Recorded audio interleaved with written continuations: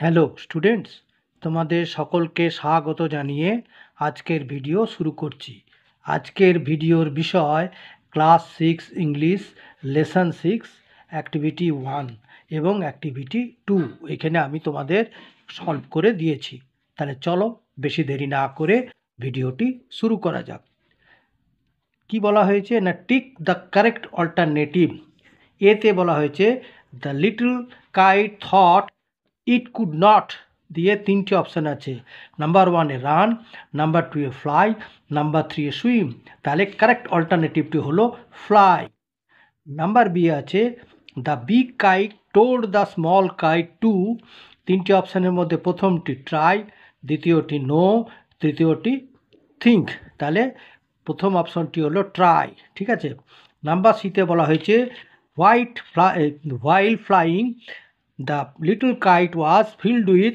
তিনটি অপশান হচ্ছে number 1 pity, number 2 pride, number 3 pen.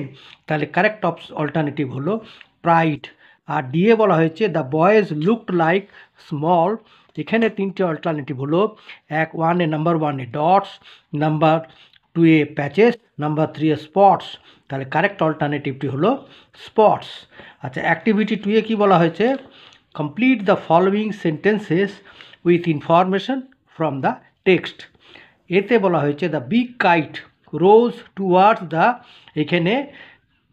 এইখানে শূন্যস্থানে কী দিয়ে পূর্ণ করা হলো, towards the tranquil sky. Number B এ বলা হয়েছে the little kites paper stared at the sight of big kites flight. Number সিতে বলা হয়েছে the little kite sailed with the big kite side by side. Number D এ বলা হয়েছে the little kite and the big kite, এখানে শূন্যস্থানে হচ্ছে rested high in the quite air, ঠিক আছে। আর